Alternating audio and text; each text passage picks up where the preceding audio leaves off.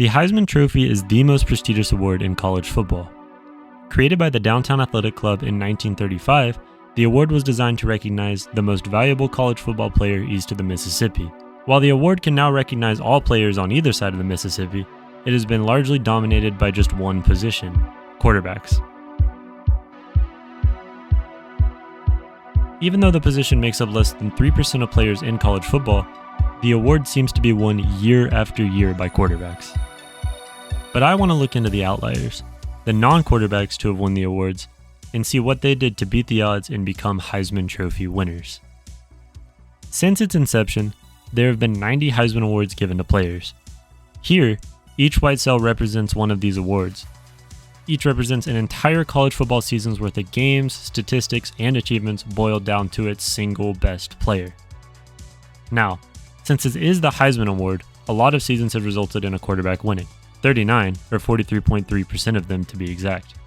Joe Burrow, RG3, Tim Tebow, these guys are some of the best who have ever stepped onto a college field. And while each of these quarterbacks were deserving of the award, we won't be talking about them today. But here's who we will be talking about.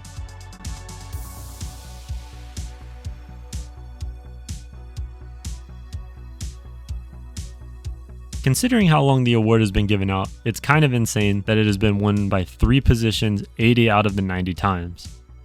88.9% of Heisman Awards have been won by quarterbacks, halfbacks, and running backs, just 3 of the 24 positions in the sport. But this chart tells more stories than just the domination of Heisman Awards. For starters, look at this line between the 60s and 70s. Prior to 1970, not a single running back won the award, and after that, no halfbacks did. So what changed? This trend reflects a much broader evolution of the way the offenses operate in college football. When football first started being played, offense was almost exclusively running. The forward pass wasn't even legal until 1906, and the pass game wasn't widely adopted by teams until many years later. During this run-only period, teams would usually line up with 4 offensive players in the backfield: a quarterback, 2 halfbacks, and a fullback. The names actually begin to make perfect sense once you look at where the players lined up, with the quarterback beginning each play a quarter of the way back, the halfbacks beginning halfway back, and the fullback being, fully back. When teams did begin to utilize the forward pass, players who lined up in the backfield were moved around more and more, causing them to start going by the more general title of running back. Just to be clear, teams were still extremely run-focused even after 1970, and were up until the early 2000s when a series of rule changes and innovations caused teams to begin to focus more on the passing game. And this shift to the passing game is another change in the sport that can be easily seen on this chart.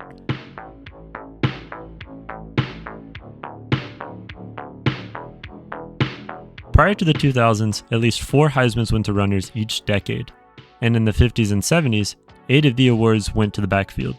But if you look after 2000, the runners begin to receive far less awards, with just 2 in the 2000s and 1 in the 2010s. So far in the 2020s, this trend does not seem to be changing. This sparsity once again shows a change in the way that the game is played, with most running backs getting less touches and therefore having less of an impact on the team, giving them a worse case for winning the award. The keyword there being most. Now, I can't go over every single runner on this chart, or this video would be much longer than it already is. But what I am going to do is talk about 3 guys who won the award despite the evolution of offense. In 2005, college football was bigger than ever. After coming off a 5 quarterback streak of Heisman Awards, this year has the potential to make it 6. The preseason favorite was USC quarterback Matt Leinart, who led the Trojans through an undefeated season last year and destroyed Oklahoma in the Orange Bowl for the BCS title. And if that wasn't enough to make him the preseason favorite, he was also the Heisman winner from the previous year. Everything seems to be in Leinart's favor here before the season starts, and it doesn't look like anything could stop him from winning back-to-back Heisman trophies.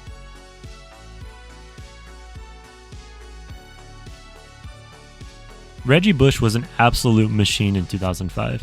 He rushed for over 1,700 yards, had almost 500 yards in kick returns, and almost 200 in punt returns, and had almost 500 receiving yards, putting him at the doorstep of 2,900 all-purpose yards for the season. Oh, and I forgot to mention that he scored 19 touchdowns, 16 of which were rushing. It's safe to say that this season was good enough to put Bush in contention for the award, which he won decisively with 2,541 points and 784 first-place votes. Everything was looking up for Reggie Bush. He was picked second overall by the Saints in the 2006 NFL Draft, where he began his 11-season NFL career, including a 2009 Super Bowl win. But it was all about to change. For a few years now, there had been reports of Bush's family receiving gifts that violated NCAA policies, and in June of 2010, the NCAA announced major sanctions against USC. They had found that Bush received many extravagant gifts, including a limo ride to the 2005 Heisman Trophy presentation. USC was punished heavily for these findings, including vacating all of its wins from the 2005 season, even the Orange Bowl. Seeing the direction that all of this was heading, Reggie Bush decided to forfeit his title as the 2005 Heisman Trophy winner, leaving a hole in the record books.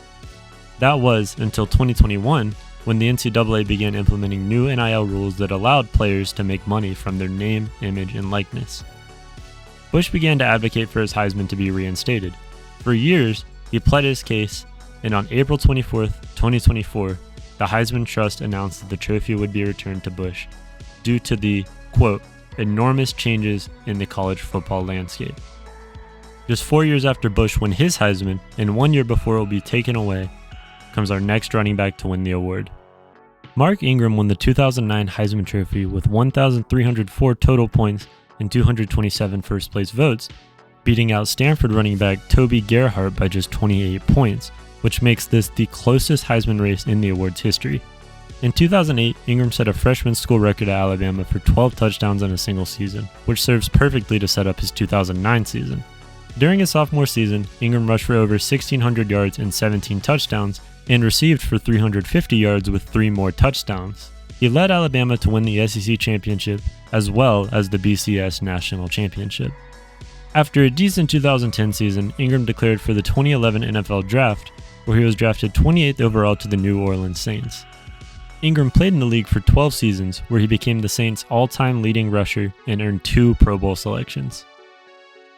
The last running back to win the Heisman Award in this new pass-focused era wouldn't be until 6 years later.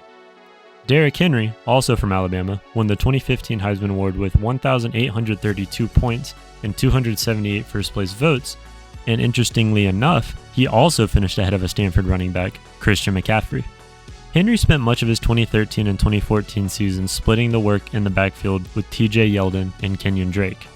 But in 2015, he earned himself the starting job. He rushed for over 2,200 yards and 28 touchdowns during his junior season, leading the Crimson Tide to a national championship and earning himself the Heisman Trophy. Shortly after this season, Henry declared for the 2016 NFL Draft, where he would be taken at 45th overall by the Tennessee Titans. He would go on to set league-wide records, as well as countless franchise records with the Titans, until he moved to the Ravens in 2024, where he has continued to set new records. When looking at these 3 guys, it's easy to see why they are the ones to have won the award, even when the sport has changed to give them less touches. All 3 were sensational players who were leaders of their teams and who went on to play at the highest level for over a decade. As of the time of recording this, a running back hasn't won the Heisman for an entire decade, but it also hasn't been 10 years straight of quarterbacks.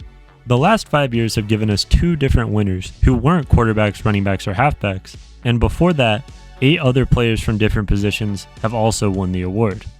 So out of the 90 Heisman Awards to be given out, what did these 10 guys do to set themselves apart and be named the best player in college football for that season?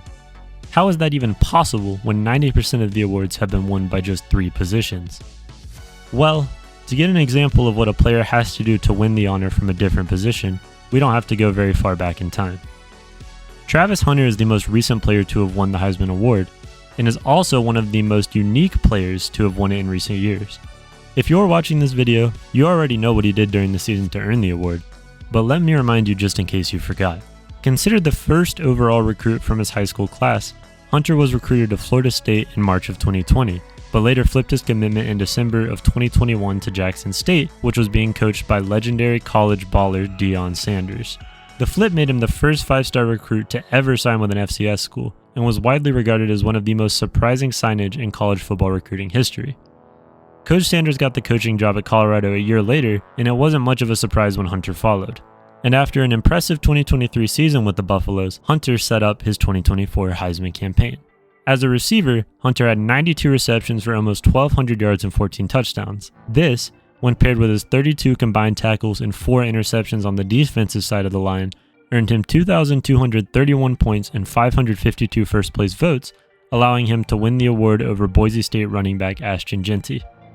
To put it simply, no one plays the game of football quite like Travis Hunter. I mean, this guy was playing almost 115 snaps per game and bringing his all to each and every play, and the Heisman Trophy voters understood this better than anyone. Travis Hunter was selected 2nd overall in the 2025 NFL Draft by the Jacksonville Jaguars, and while we don't know if he'll be able to continue playing on both sides of the ball, he's definitely someone to keep your eye on. So it's easy to see why Travis Hunter was able to stand out over the quarterbacks and running backs in the sport. But does that mean that all of these guys on this list of 10 were weapons on both sides of the ball who had such unique aspects of their game that they were impossible to ignore? No, not exactly. See, like I said earlier, the game of football has changed a lot since the Heisman was first given out. And because of this, you've got to understand that some of these guys just didn't have the same wow factor that Travis Hunter brings to the sport today. Don't get me wrong, I am absolutely not trying to take anything away from these guys. I mean, come on, they were named the best player in all of the sport for their respective years. I'm just trying to prepare you for the next few guys who win the awards with different play styles. First, let's go to 1945, where the sport wasn't even a century old and the Heisman Award had only been given out 10 times before. This season of college football looks unlike any season we will ever see again. The AP polls were dominated by 2 teams who were known to have thrived in the time of running offense, Army and Navy. When I say dominated, I mean dominated. Army remained the top-ranked team in college football for the entire season, and Navy remained in the top 5 for the whole season, being number 2 most of the time. Both of the schools look vastly different now than they did in 1945, but something that has remained the same since is the Army-Navy game that is played at the end of the season. This game already had a ton of hype going into it.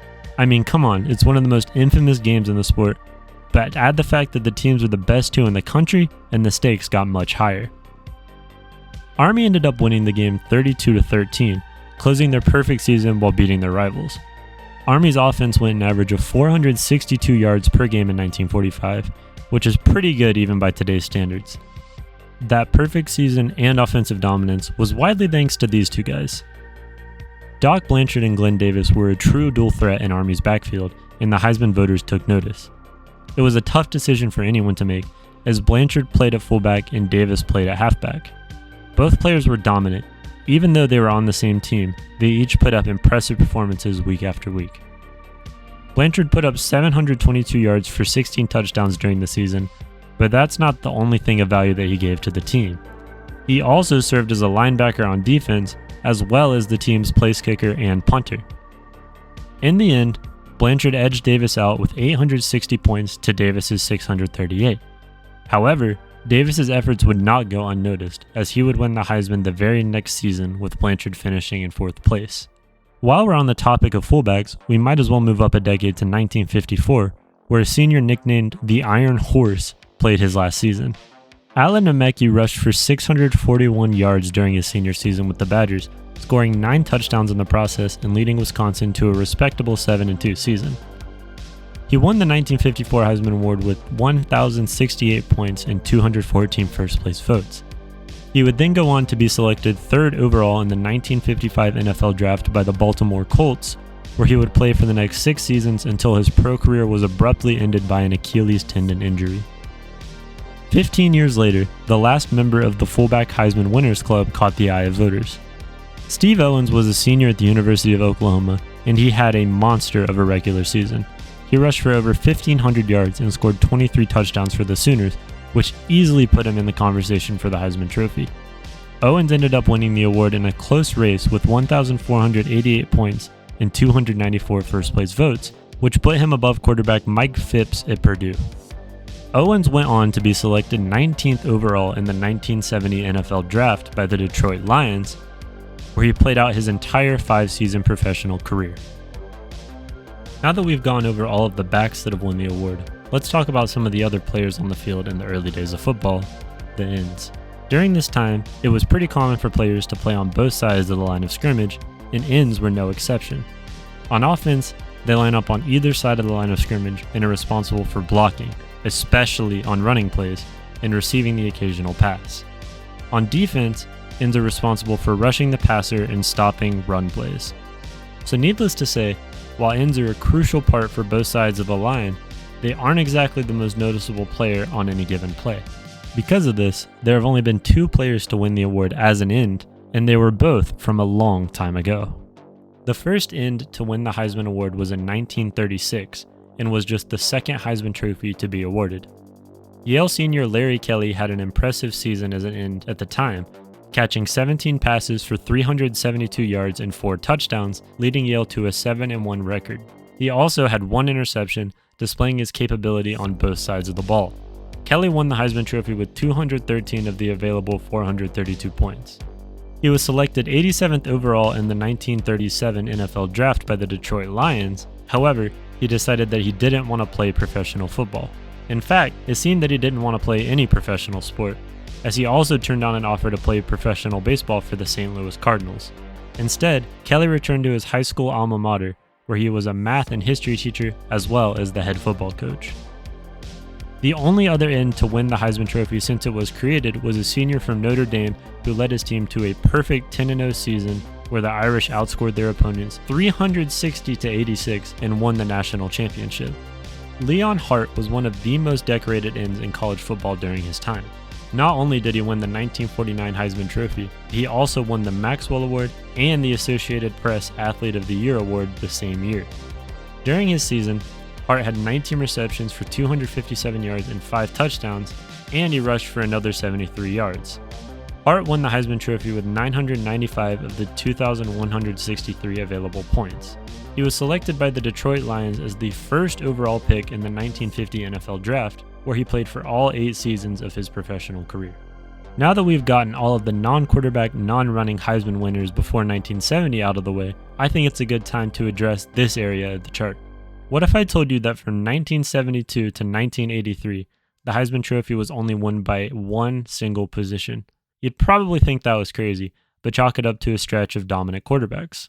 But it wasn't quarterbacks that dominated during this span, it was running backs. This is likely because after 1965, it became less common for a player to play on both offense and defense, leading to players becoming more specialized in their specific position. On top of that, offenses in the 1970s were very focused on the rushing attack, which caused running backs to get more opportunities to prove themselves to the Heisman voters.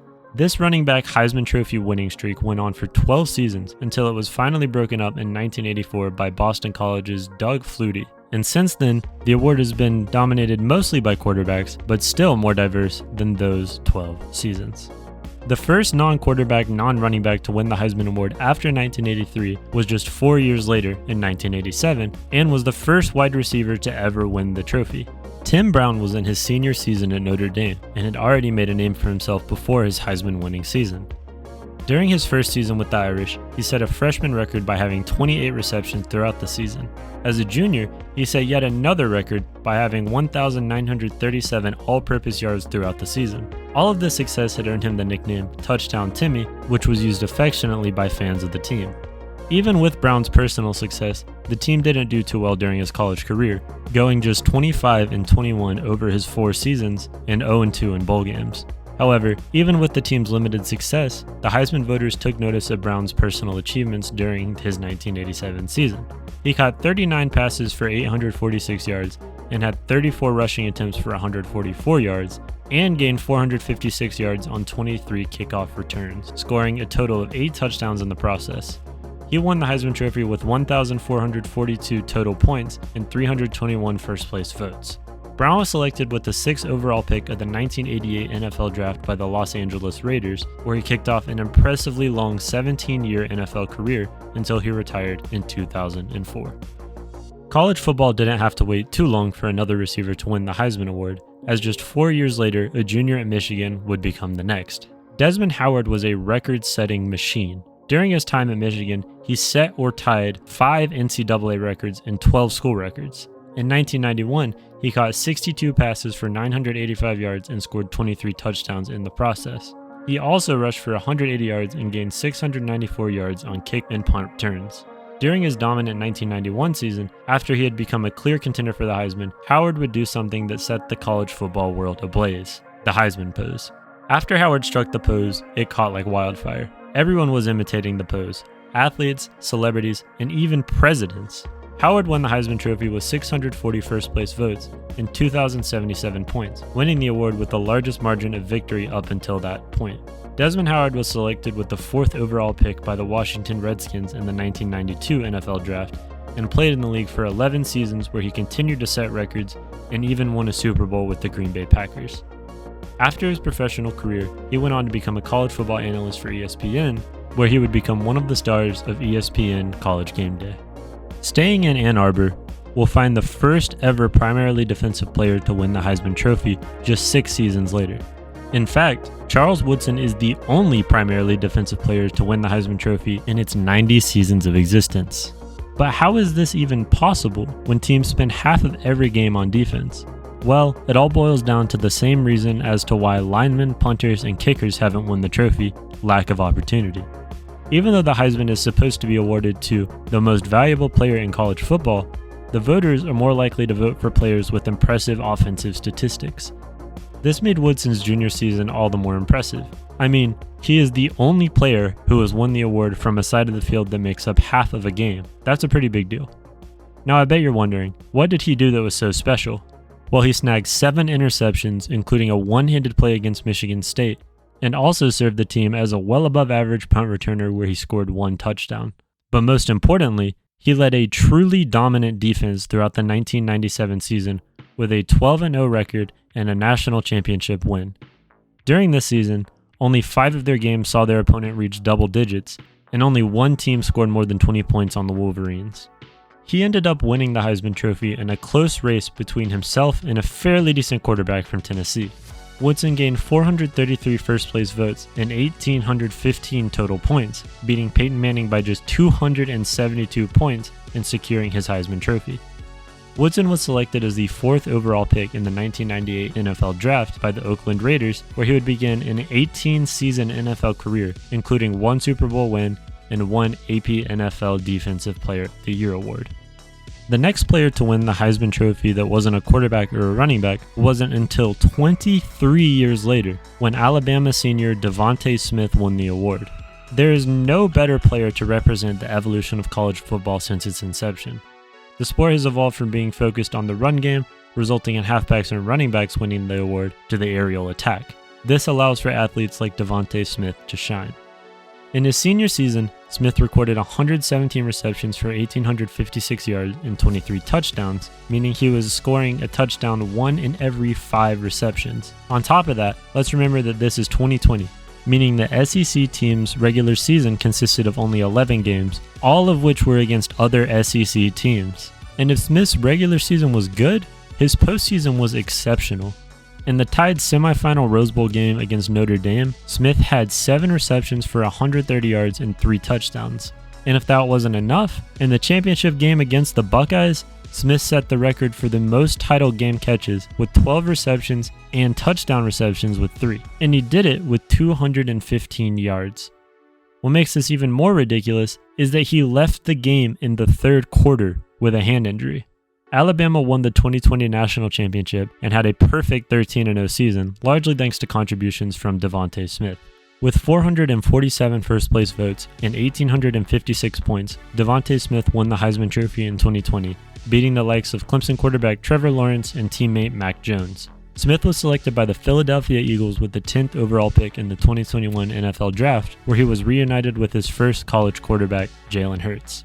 So far, Smith has won 1 Super Bowl and doesn't show any signs of slowing down.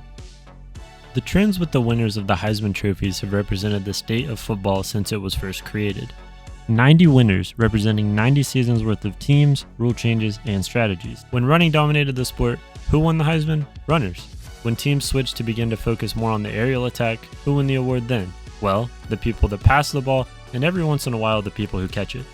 As much as we can try to project the next Heisman winner, we have no way of knowing how the 2025 season will shape up. No quarterback has ever won the award in a year ending in 5, but at the same time there haven't been 2 straight non-quarterback trophy winners since 1999. We don't know who's going to win the Heisman in 2025, or any season after that, but whoever it is, their story will say something about the state of college football right now.